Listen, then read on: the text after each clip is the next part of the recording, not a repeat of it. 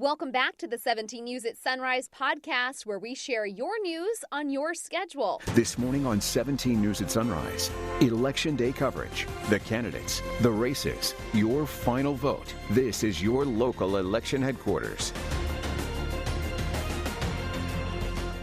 Good morning, it's 5 a.m. I'm Maddie Jansen. And I'm Alex Fisher. 17 News is your local election headquarters, and today is the day. Yeah, it has been a long road full of contentious debates and rigorous campaigning from both presidential candidates. But today, America makes its choice. Across the nation, people already out to vote this morning, and this is just the beginning. You can see people are lining up, keeping their space in Philadelphia before casting their vote. Most polls on the East Coast opened about an hour ago, although some opened even earlier. Let's go now to Tracy Potts with a look at what's to come. Alex and Maddie, good morning. Good morning, everyone. We know where the candidates will be tonight. President Trump headed back to the White House for a big election night event. They're already securing the complex for that. Joe Biden expected to be here in Wilmington, but we've learned he's going to Scranton, Pennsylvania first, the place where he was born, the state that President Trump narrowly won 4 years ago. Tomorrow's the beginning of a new day. Final arguments. We're going to win the state of Michigan so easily. In a presidential race being watched from tiny Dixville Notch, New Hampshire, with 5 votes for Biden at midnight, and around the world.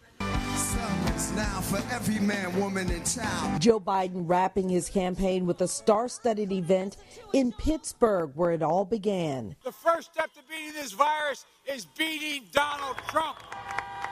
President Trump holding his 10th Pennsylvania rally in 3 weeks, arguing Joe Biden cannot run the country. This guy is a stone-cold phony, and honestly, he's not equipped mentally to be your president. The president logged nearly 2,500 miles Monday, crisscrossing battleground states, predicting victory, and slamming the Supreme Court's decision to allow late ballots to count in Pennsylvania. What a ruling. What a ruling. What a horrible thing that they've done. Do you know that puts our country in danger? I don't care how hard Donald Trump tries. There's nothing he can do to stop the people of this nation from voting, no matter how he tries. The president back in Washington, where the White House is being turned into a fortress with fencing and hundreds of National Guard on standby as America makes its choice. Many people already have. As of this morning, nearly 97 million people have voted early. That's more than 70% of the total votes from the last presidential election. In Wilmington, Delaware, I'm Tracy Potts, 17 News. And if you haven't cast your vote, the clock is ticking. You have less than 15 hours now to turn in your ballot or vote in person. And if you haven't already, there are a few crucial details that you need to know before heading out to the polls. Yeah, 17's Taylor Schaub is joining us live at the election office in downtown Bakersfield this morning with some steps to make sure that your vote is counted. Taylor? Good morning, Maddie and Alex. You can call this the calm before the storm. Right now, relatively quiet out, but polls, once they open up in about 2 hours, expect to see long lines. That's what we saw yesterday here in downtown Bakersfield. Lines as far as the eye can see, people wanting to get their ballots in early. And there are a few deadlines that you need to know whether you're going to mail in your ballot, come here and drop it off, or vote in person. All mail-in ballots in California will be counted as long as they're postmarked by today, November 3rd. So how can you meet that cutoff? Well, one option, go to any post office and hand your ballot to an employee. That will ensure that your envelope is postmarked today. Also, make sure to look up the opening hours and plan ahead, because you could end up waiting in a long line. There are collection boxes near each post office. If you decide to drop off your ballot in one of those boxes today, you'll have to do it before the last pickup time. This is very important. Some of these last pickup times could be 2 p.m. today. That means if you drop off your ballot after that, it may not be postmarked today. So if you're planning on doing it later in the afternoon, it's better to come down here, downtown, ensure that your ballot will be counted. Again, starting at 7 p.m. today, you can come here. It will be open until 8 p.m. You can vote in person. You can drop off your ballot and exchange it to vote in person, or you can hand in your mail-in ballot. We'll be here all morning with continuing updates. Maddie and Alex, back to you.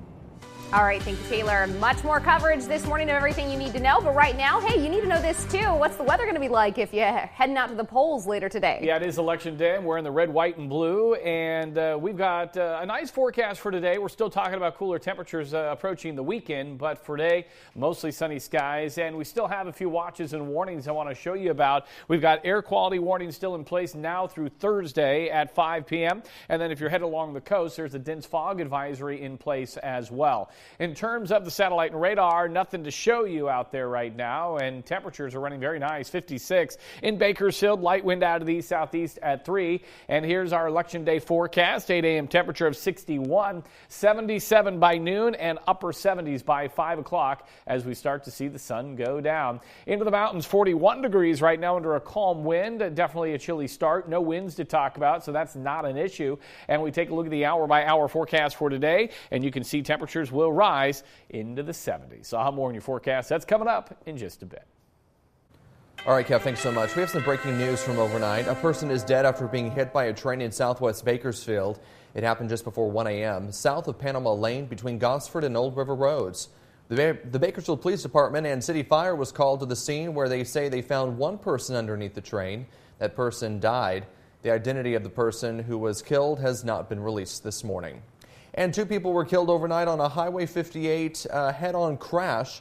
It happened just before midnight on westbound Highway 58, just east of Edison Road. 2 white SUVs were involved. The CHP says the driver of one of those cars was headed the wrong way on westbound Highway 58 when it crashed into another SUV. Both drivers died. Their identities were not released. CHP says no other people were in either car. Traffic in the area was shut down until about 2:30 this morning, but has since reopened. Now to an update on fatal crashes from over the weekend. We now know the name of the woman who died in a crash on Burlando Road in Kernville Saturday. She's 27-year-old Darren Marie Pryor of Bodfish. Her family calls her Darian. According to the CHP, she was not wearing a seatbelt. A GoFundMe page has been set up to help pay for Pryor's funeral expenses. For a link to that GoFundMe, you can visit our website, kget.com. And the coroners identified a man who died in a motorcycle crash Sunday. Investigators say Cody Dearmore collided with a power pole on Allen Road, not far from Old Allen Road. According to the CHP, no other vehicles were involved and the cause is under investigation. The search continues this morning for the gunman who shot a man in Lake Isabella. It happened on Saturday night on Cypress Avenue just after 8:30. Deputies say they found a man wounded near Mobile Drive. The victim was taken to the hospital and reportedly in critical condition. Later, KCSO said he was well enough to leave the hospital, and there's no information on the shooter. If you have any information, you're asked to call KCSO at 861-3110.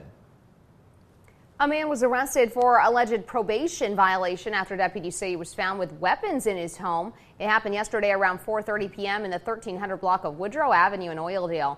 The Kern County Sheriff's Office says probation officers arrived to perform a home call for 40-year-old Daniel Childress, who was on post-release community supervision.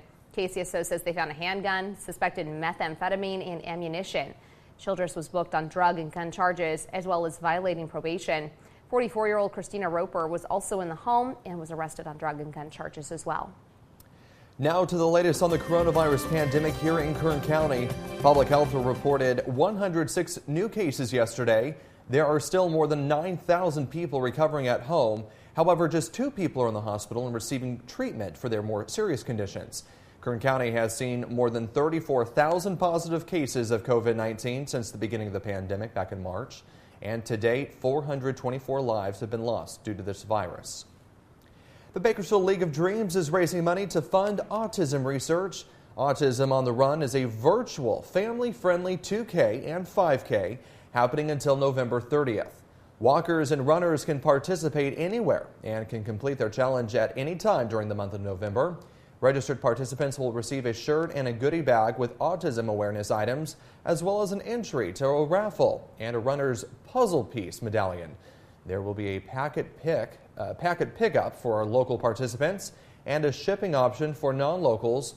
If you would like more information, just head to our website, kget.com. Welcome back. Your time now is 5:20 and making news around the world. 2 people have been killed after multiple gunmen opened fire across central Vienna. And at least 1 attacker remained on the run after what Austrian officials described as a repulsive terrorist attack.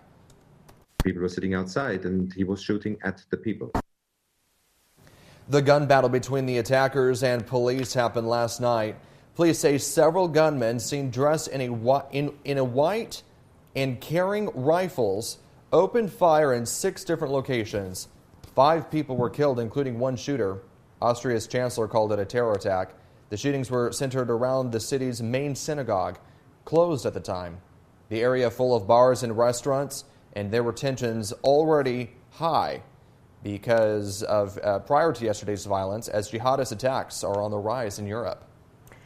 Rescuers saved a 3-year-old girl after 65 hours under the rubble of a building destroyed by the quake in Izmir, Turkey. The girl was trapped with her mother and 3 siblings. She was pulled out alive yesterday by the search and rescue teams from under the apartment, which was demolished by the quake. At least 81 people lost their lives and about 1,000 were hurt after the 6.9 quake hit the western Turkish town of Izmir on Friday. Talk about a close call. An elevated train in the Netherlands was saved from disaster by a sculpture. Take a look at this. The Dutch metro train was caught by a huge sculpture of a whale's tail. After it smashed through barriers at the end of the line, the train car was left perched more than 30 feet above ground. So the sculpture prevented what could have been a tragic plunge. The train operator was left shaken but not injured. No passengers were on board at the time. All right, Kev, thanks so much. 17 News is your local election headquarters, and President Trump goes into Election Day behind in most major polls. But over the last several days, that margin has been closing a bit. Momentum his campaign insists will keep him in the White House for another 4 years. Jay Gray's at the White House this morning with a closer look. Thank you very much, Grand Rapids. President Trump ends his battleground barnstorming tour overnight in Michigan. We're going to win the state of Michigan so easily. We want to do it just like last time, but let's give me a little bit more margin than that if you don't mind. On the eve of the election, President Trump traveled nearly 2,500 miles, campaigning in North Carolina, Pennsylvania, Wisconsin, and Michigan, states he won 4 years ago, but where current polls show him in a tight race or trailing Joe Biden. You have to have a date. You can't extend dates. The president continues to question the validity of millions of early mail-in ballots, threatening legal action, challenging any votes that come in after Election Day. At least 21 states and the District of Columbia allow ballots postmarked by Election Day to be counted if they arrive after today, including at least 4 critical swing states. President Trump warning voters in Pennsylvania that a longer period to count votes there could lead to problems. And when the Supreme Court gave you an extension, they made a very dangerous situation, and I mean dangerous, physically dangerous.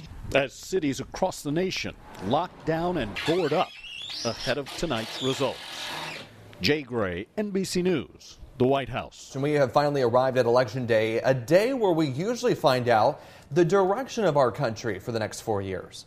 It turns out this year, most Americans don't expect to have the answers by the end of tonight. An NBC News SurveyMonkey poll found 68% of respondents do not expect to know if President Trump or Joe Biden wins tonight. Breaking that percentage down even further, of the 68% who said they do not expect to know right away, 38% said they expect to know within a few days, while 19% said within a few weeks. 11% said it would take even longer. In contrast, just 30% of total respondents said they did expect to know. As fears linger over possible unrest following election results, a politically fueled confrontation was caught on camera in South Bakersfield, now under investigation by police. They're blocking me in. Don't worry about it. It's okay. Hey, report. That's fine. They're blocking me in. The Patriots. This is their true colors. Erica Harris recorded this confrontation, she says happened Sunday night on Panama Lane and Colony Street. Harris says she was part of a Black Lives Matter demonstration when she and her friend were surrounded by Trump supporters. When they arrived, there had to be at least about 20 to 40 people there, and it was just me and my friend, and they blocked us into the parking lot. By the end of the night, or by the end of the altercation, some of my friends had joined, and we had some people who had stopped, got out of their cars to protect us and help us get out safely. Bakersfield police showed up and separated the two groups. BPD says they're looking into whether a crime was committed. They encourage anyone with information to call them at 327-6 7111. People gathered in Rosedale to pray for the country and the outcome of the election. Doesn't matter who you're voting for, doesn't matter what party, what side you're on. It's coming together and praying for the direction of our country. Joseph Castro is the organizer for United We Stand Bakersfield. Castro says he teamed up with Melissa Woods from 88.3 Life FM to organize this event. Dozens showed up to Walmart on Rosedale Highway last night to participate. Castro and Woods say it's not about who wins the presidential election. It's about wanting that person to follow God's word. For those of you heading to the polls in person today, Golden Empire Transit's offering to help you get there for free. GetBus CEO Karen King said the company's happy to provide service so everyone can get the chance to vote. Social distancing guidelines are in place. Masks are required aboard all Get vehicles. You can find routes, maps, and real-time updates on the GetBus website at getbus.org, or you can download the Transit app. To find the nearest polling place, visit kernvote.com. The NAACP is also offering free rides today. The NAACP partnered with Lyft for free rides to the polls and registered Dropbox locations throughout Election Day. The organization is offering $25 in ride credit on Lyft between now and midnight. Use the Lyft code NAACP Vote 2020 to redeem the offer. To sign up for a Lyft account, visit lyft.com.